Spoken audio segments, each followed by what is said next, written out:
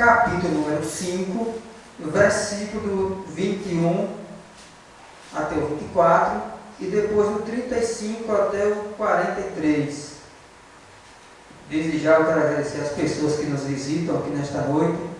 Que Deus abençoe a vida de vocês e que cubram as suas vidas com toda sorte de bênção. O Evangelho de Marcos, ele nos conta a história aí de um homem que estava passando por uma crise muito grande. E este homem, o nome dele é Jairo. Diz assim a palavra: tendo Jesus voltado no barco para o outro lado, afluiu para ele grande multidão, e ele estava junto do mar. Eis que se chegou a ele um dos principais da sinagoga, chamado Jairo, e vendo, prostou-se a seus pés, e insistentemente lhe suplicou: minha filha está à morte, vem, põe as mãos sobre ela, para que seja salva e viverá. Jesus foi com ele.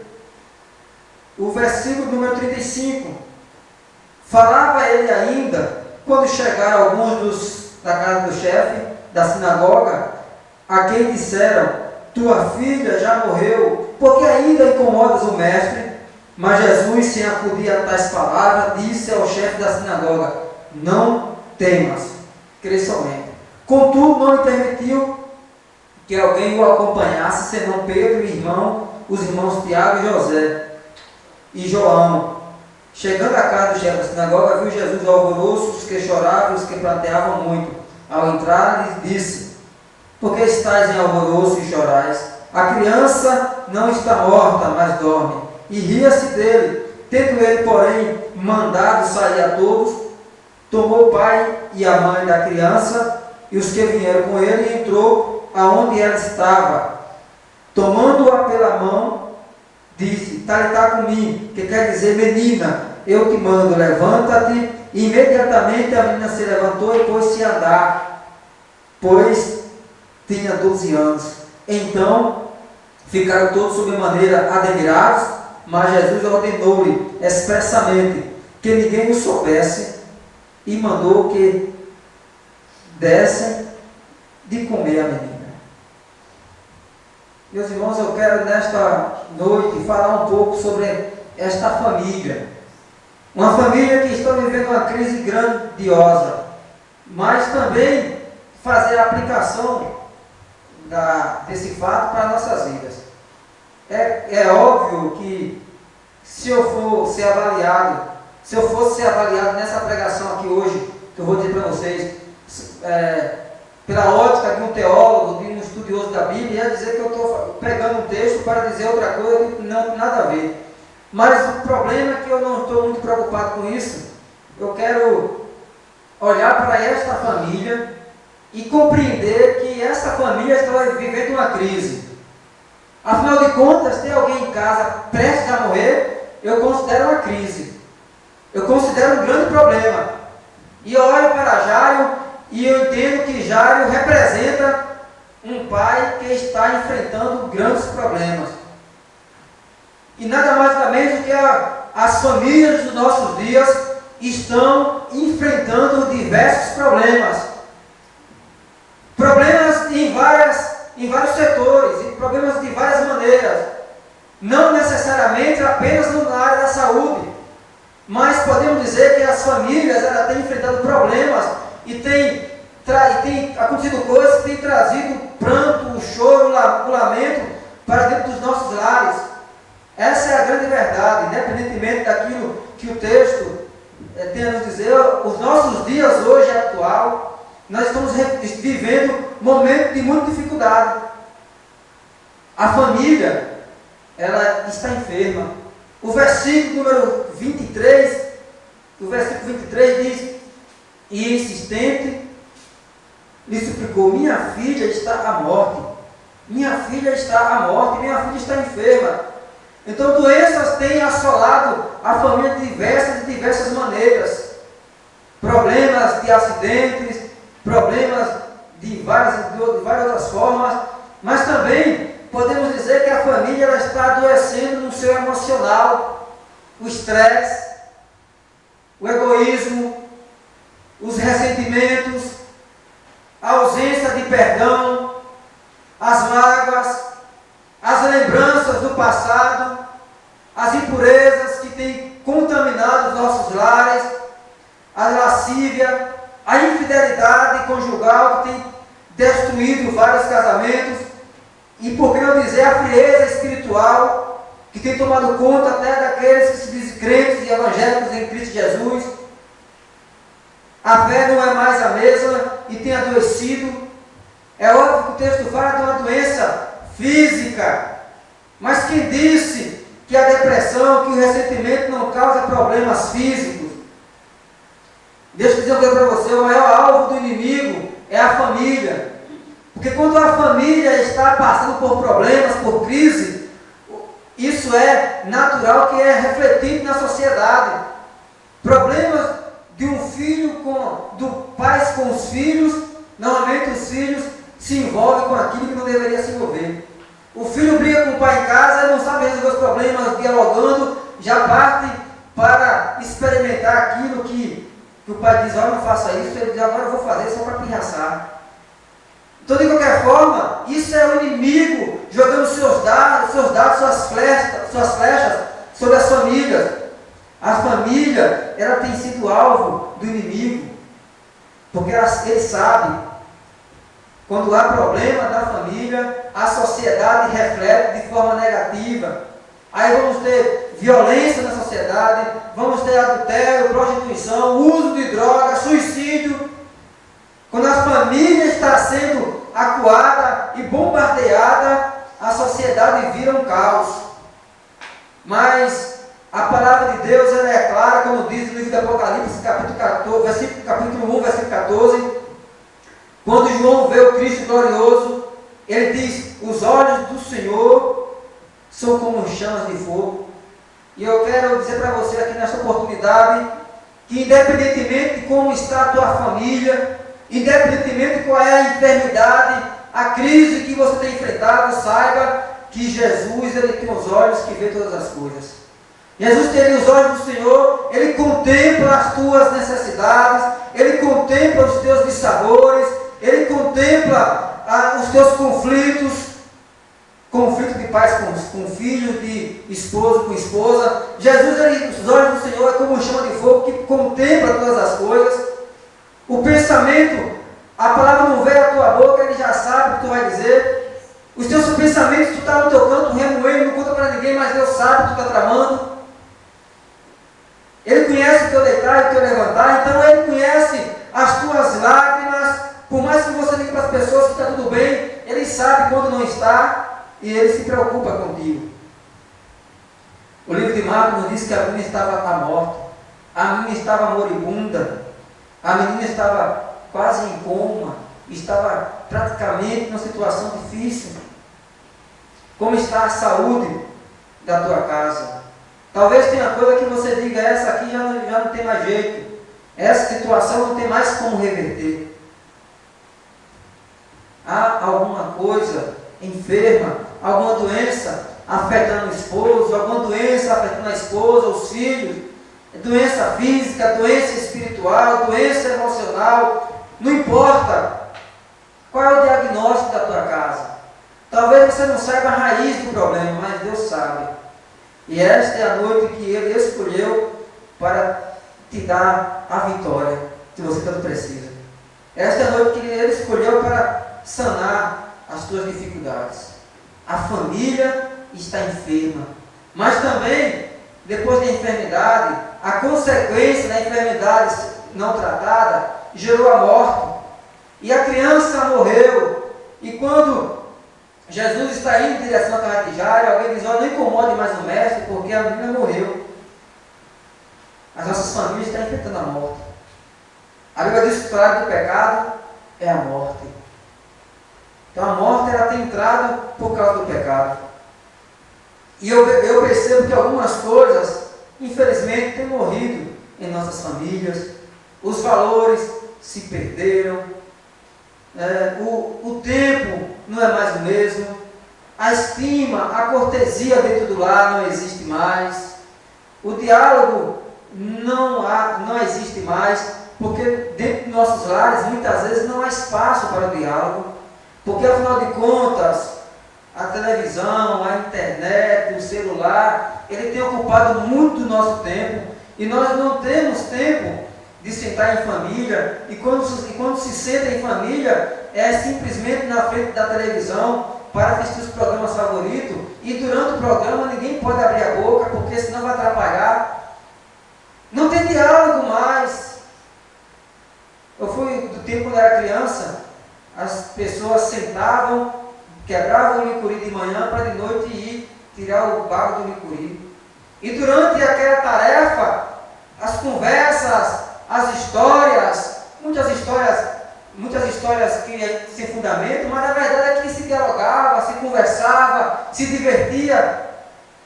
E era um tempo bom, era um tempo saudável, era um tempo onde havia respeito, era um tempo onde havia cumplicidade na família, no lar. Os vizinhos se reuniam, os vizinhos vinham para a dibuia de milho e tantas outras coisas. Acabou porque a televisão não deixa mais. Afinal de contas, quando termina das 6, já entra das 7. E quando termina das 7, antes de chegar das 8, muda de canal que tem outra lá no... E quando termina a outra, pula para cá de novo que tinha das 8. E aí passa a noite inteira pulando de uma novela e outra, e o rolo vai crescendo e vai todo mundo ficando enrolado e a família vai ficando deixada de lado. Você sabia que tem um bocado de mulher viúva de marido vivo? O marido está vivo, mas ela praticamente não conversa com ele, não acha em casa, então é como se estivesse morto. Infelizmente, a família está morrendo. Quantas coisas morreram na família? A esperança, o amor. Sabe por que tem tanta separação hoje? É porque não existe mais amor. O amor tudo sofre, tudo crê, tudo espera. Mas a filosofia do casamento hoje é: vamos tentar. Se não der certo, nós na primeira discussão, cada um segue o seu rumo. Não há mais amor. A fé também se acabou. A família está vivendo uma crise. Muitas famílias estão de luto. Muitas famílias estão de luto. Sabe por quê? Porque no livro de João, capítulo 10, versículo 10, diz que o ladrão veio para matar, roubar e destruir. E ele tem conseguido destruir as nossas famílias. Onde estão os nossos filhos? O que eles estão fazendo? Onde estão os teus filhos? O que eles estão fazendo? O que foi que nós ensinamos e o que eles estão praticando? O inimigo tem assolado, tem entrado com as drogas. Antigamente se falava de bebidas alcoólicas. Depois veio a maconha. Hoje isso é coisa ultrapassada, porque o que está na moda hoje é crack e cocaína. E não pense que isso é coisa de televisão não, porque isso é coisa que está ao nosso redor. E o inimigo está destruindo muitos jovens, está destruindo muitas famílias. Ele tem conseguido realmente matar, literalmente. E quando eu falo matar literalmente, é morte morrida mesmo, morte matada. Ele tem conseguido destruir quantos jovens que teriam um futuro brilhante, mas se envolveu com essa danosa situação que é o mundo da criminalidade.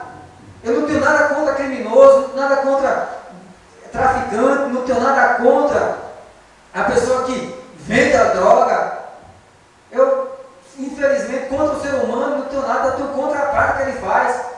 Porque a minha oração é que Deus converta os traficantes, aqueles que cometem crimes. Os nossos filhos estão à mercê da sociedade. E o inimigo tem conseguido destruir muitos jovens que teriam um futuro brilhante.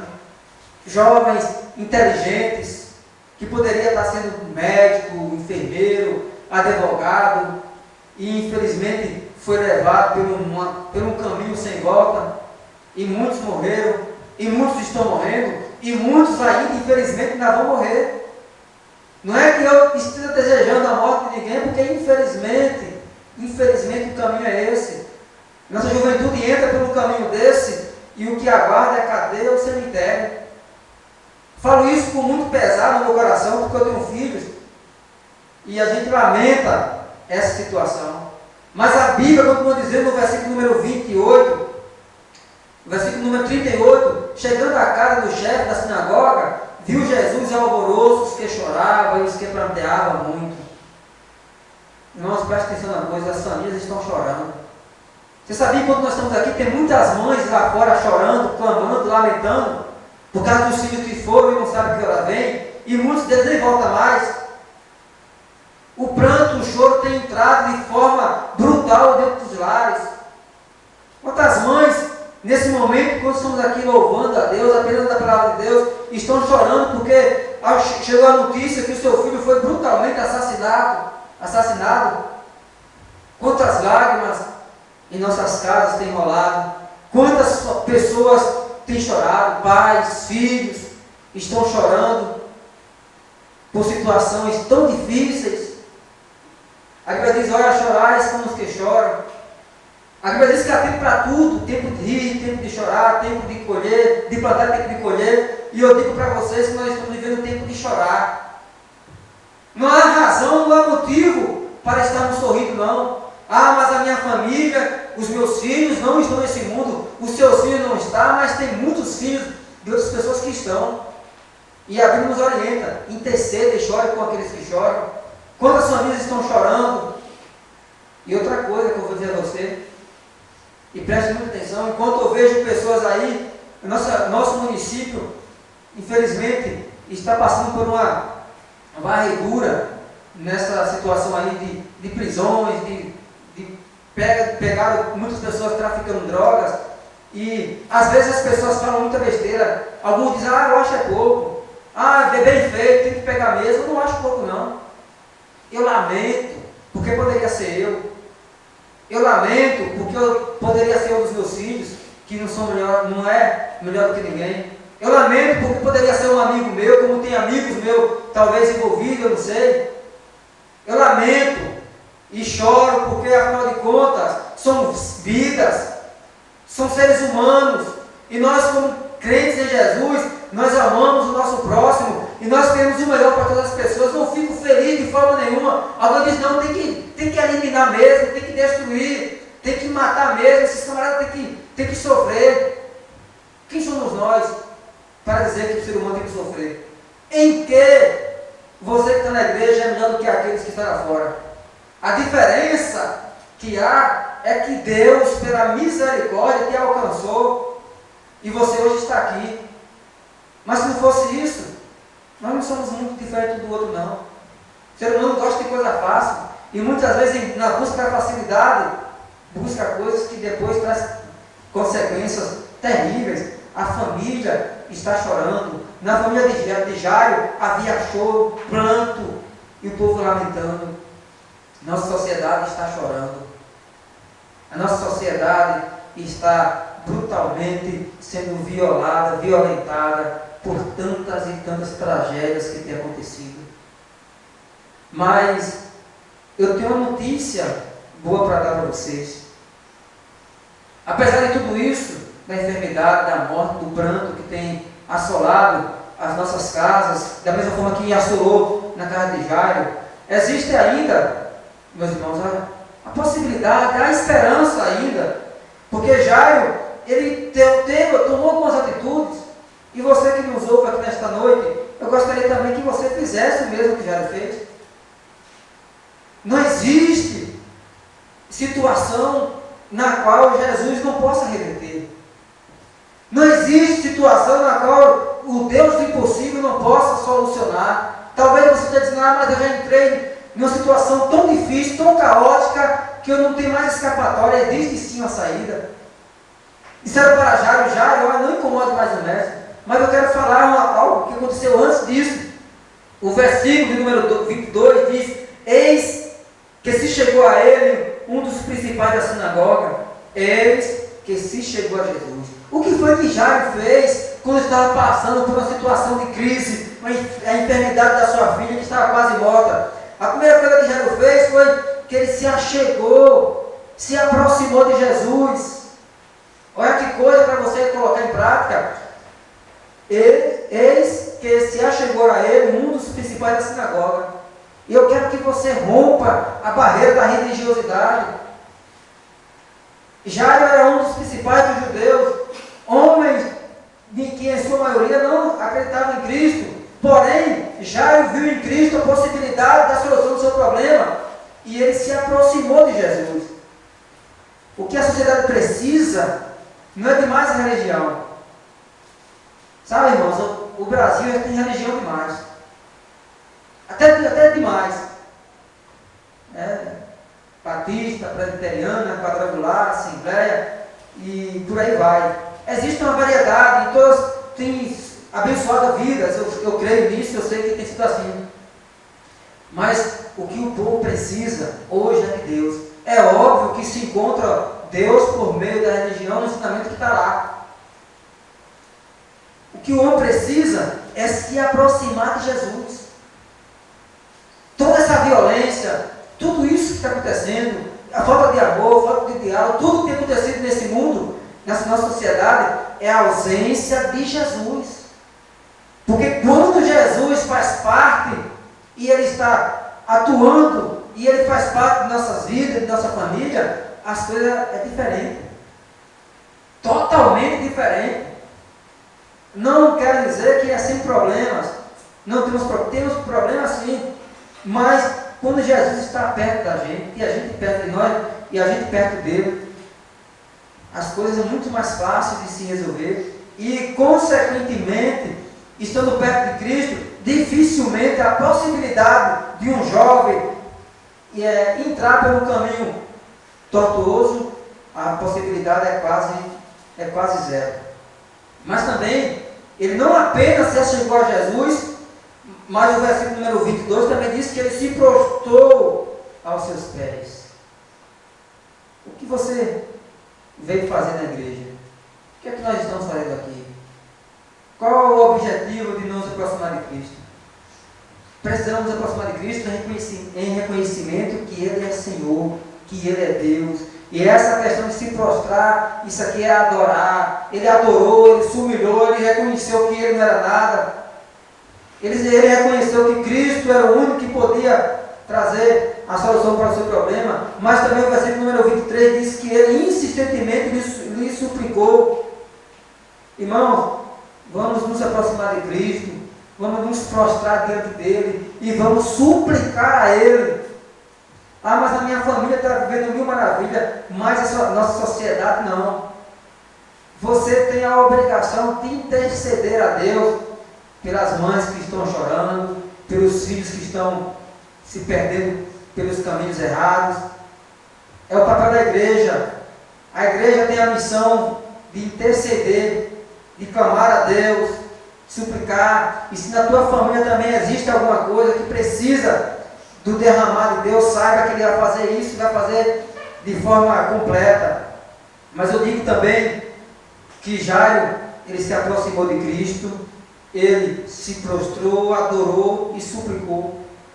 Agora, Jesus ele responde, e respondeu a Jairo, e consequentemente ele nos responde.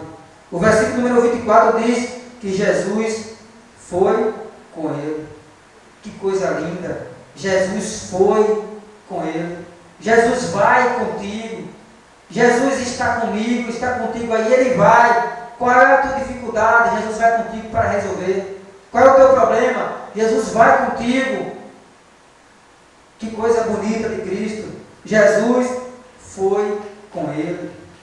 Ele simplesmente faz súplica a Cristo. Minha filha está morta. Vem, põe-lhe as mãos. E Jesus não pergunta nada. Quantos quilômetros é? Qual é onde é a tua casa? Simplesmente Jesus foi. Porque Jesus já sabia o que estava acontecendo. Jesus já sabia o que estava acontecendo. Então ele foi. E de igual maneira ele sabe como está a tua vida, como está a tua casa, como está a tua família. E ele vai contigo. Mas ele não simplesmente foi, mas no versículo de número 26, durante a caminhada em direção à casa de Jairo, o pior acontece. Enquanto Jesus está indo, não deu tempo de ele chegar. Jesus atrasou, demorou de ir, porque ficou conversando com uma mulher que estava com fluxo de sangue, e a mulher tocou nas aulas de Cristo, e de repente Cristo foi perguntar quem me tocou, e demorou um pouco ali, e talvez essa demora de Cristo foi o tempo suficiente para a criança morrer, então Jesus atrasou? De forma nenhuma. Jesus nunca atrasa. Ele nunca chega atrasado. Ele chega na hora certa e faz do jeito dele. E quando Jesus está ali conversando com aquela mulher, perguntando ele, e de repente alguém chega, Jairo, não tem mais jeito. Jairo, deixa de lado, porque a menina já morreu. E quando Jairo recebe essa notícia, Jesus queria com Jairo também dar uma palavra de ânimo. Jesus diz no versículo número 36, não temas, crê somente.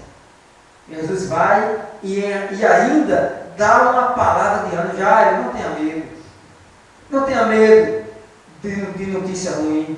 Não tenha medo dessa situação, porque o impossível pode acontecer.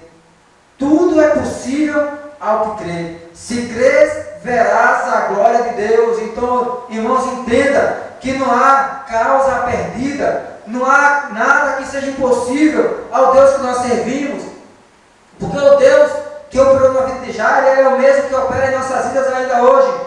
Ele não mudou de forma nenhuma, nem vai mudar. Talvez na tua situação você olhe para as tuas dificuldades e diga, não tem mais jeito, aqui agora é um ponto final. E tem muitos que acham que a solução é se suicidar e tirar sua própria vida. Eu digo que não, de maneira nenhuma não é isso. Não temas, creia somente, creia em Cristo, creia em Deus. Não se turbe o vosso coração, creia em Deus, como está escrito na sua palavra. Creia que a bênção do Senhor virá sobre a tua vida. Creia que o Senhor entrará em providência e, consequentemente, você será abençoado. Creia que o melhor de Deus está por vir. Não podemos de forma nenhuma duvidar. Mas o versículo número 41 diz, tomando-a pela mão. Jesus foi com ele, deu uma palavra de ânimo, mas também tomou a menina pela mão. Que coisa importante e preciosa que Cristo fez. O problema de Jairo era a menina, e ele pegou a menina pela mão. Qual é o teu problema? Se o teu problema estiver nas mãos de Jesus, saiba que está nas mãos certas. Saiba que está nas mãos daquele que pode fazer aquilo que ele fez no versículo número 42. Imediatamente a menina se levantou e pôs-se a andar. Saiba que se o teu problema está nas mãos de Cristo, Ele vai restaurar aquilo que talvez o inimigo tenha te roubado. Ele vai restaurar aquilo que foi feito lá, que foi dito lá no livro de João, capítulo 10, versículo 10, que o inimigo veio para roubar, matar e destruir. Mas eu, no início da mensagem, não concluí o versículo, que diz o seguinte, mas eu vim para que tenham vida e vida em abundância. Se o inimigo quer matar, roubar e destruir, o Jesus Cristo de Nazaré, o Jesus que nós servimos, ele veio para nos dar vida e vida plena, vida abundante. E agindo Cristo, quem impedirá? O inimigo quer arrebentar com nossas famílias, ele quer destruir, ele quer levar nossos jovens para as drogas, ele quer trazer o dano para os nossos lares, mas saiba que você está guardado por Jesus Cristo. Saiba que o sangue de Cristo, Ele que te livra. Saiba que debaixo das asas do Senhor, nada te atingirá. Você está protegido, guardado, porque Deus é contigo. A família pode estar vivendo a maior crise, mas Jesus Cristo, Ele restaura, porque Ele veio dar vida e vida em abundância. Como está, meu querido, a sua casa? Como é que está a sua família? Como é que está o relacionamento com os teus filhos, com o esposo, com a esposa? Não tem sido fácil? Talvez você diga, minha vida não está fácil. E eu creio que de repente não seja muito fácil. Ah, mas os meus filhos me dão muito trabalho. Eu creio que a juventude tem trazido os pais muitas vezes em noite sem dormir. Agora, a grande questão é, você gostaria que tudo que Cristo fez na vida de Jairo, Ele também fizesse na tua vida, na tua casa? Você gostaria que o Cristo que foi com Jairo, que o Cristo que deu uma palavra de ânimo a Jairo, que o Cristo que pegou a menina pelas mãos e restaurou a vida, você quer que isso aconteça na tua casa? Você quer que Cristo vá contigo nesta noite? Você quer que Ele te dê um ânimo novo? Talvez você já tenha perdido a esperança. Você quer que Ele tome a tua vida, a tua casa, a tua família pelas mãos e restaure tudo aquilo que o inimigo tinha roubado? Se você quer, é muito fácil. A Bíblia diz no livro de Salmo, de número 37, versículo 5, entrega teu caminho ao Senhor, confia nele e tudo mais Ele fará. Entrega a tua vida para Cristo, coloca a tua vida no altar do Senhor, entrega a tua vida como ela está assim mesmo, toda quebrada, toda destruída, toda arruinada. Entrega nas mãos daquele que tem poder de restaurar. Não queira consertar para vir, venha como está e Jesus conserta e abençoa. Uma coisa que eu acho lindo de Cristo é que cada vez que alguém se aproxima dele, ele diz: olha, a tua fé te salvou, vai-te em paz e não peques mais. Então, nesta oportunidade, que Deus aplique essa palavra aos nossos corações, que saiamos daqui nesta noite com o coração convicto, certo, de que as crises que têm assolado o município de Piritiba, a nossa região, que as crises que têm assolado o nosso município baiano, o nosso Brasil, que as crises que têm assolado a tua casa, a tua vida, a tua individualidade, que Jesus Cristo de Nazaré, o Rei dos Reis, o Senhor dos Senhores, Ele te faça andar sobre as águas, se o mar não se abrir. Ele te faça triunfar sobre as dificuldades e que você coloque a sua vida, as tuas dificuldades diante dele. Que Deus te abençoe. Quero convidar você a ficar em pé. Eu gostaria que você colocasse a sua vida diante de Deus. Que você orasse nesse momento ao Senhor. Que você colocasse todas as suas dificuldades. Que você dissesse para Ele: olha Deus, olha, a minha vida não está tão boa como eu gostaria que estivesse. Mas saiba que há esperança. Saiba que Jesus, aquele que morreu na cruz do Calvário, Ele tem condições sim de fazer a mudança na tua vida. Então vamos orar. Senhor nosso Deus e nosso Pai, reunidos estamos aqui em nome de Jesus. É nesse nome que tem poder, é nesse nome que há autoridade. E é nesse nome que nós colocamos todas as trevas, todo o poder das trevas debaixo dos nossos pés. E nós rogamos, ó Deus, que as dificuldades que enfrentamos, e nós rogamos e pedimos ao Senhor que o sofrimento que tem assolado as famílias, ó Deus, que as crises que as famílias têm enfrentado, talvez, Deus, quantas mães estão chorando, os pais chorando pelos filhos que se perderam pelo mundo das drogas, mas nós, Deus, intercedemos por eles, para que eles, Deus, venham a ser regenerados pelo poder da Tua Palavra, que a Tua Palavra, ó Deus, vá de encontro à nossa juventude, a essa juventude que tem um futuro brilhante, mas que infelizmente tem sido aprisionada pelo inimigo, e o inimigo tem roubado, tem matado, tem destruído, mas nós colocamos todos esses jovens nas mãos daquele que veio para trazer vida e vida em abundância. Ó Deus, tem misericórdia de cada um de nós, porque nós somos falhos e pecadores, mas rogamos a Tua bênção sobre cada família aqui representada. Ó Deus, que o Senhor faça milagre acontecer, que o Senhor restaure o que precisa ser restaurado, que o Senhor, Deus, derrame sobre cada vida que está nos ouvindo nesse momento, que o Senhor, Deus, derrame da Tua graça, que o Senhor, Deus, enxugue as lágrimas para o louvor da Tua glória. Fica conosco, ó Deus, não só hoje, mas por onde andarmos. Tem misericórdia em nossas vidas, em nome de Jesus. Amém. Amém. Deixe ficar sentados e nós vamos encerrar esse culto em nome de Jesus.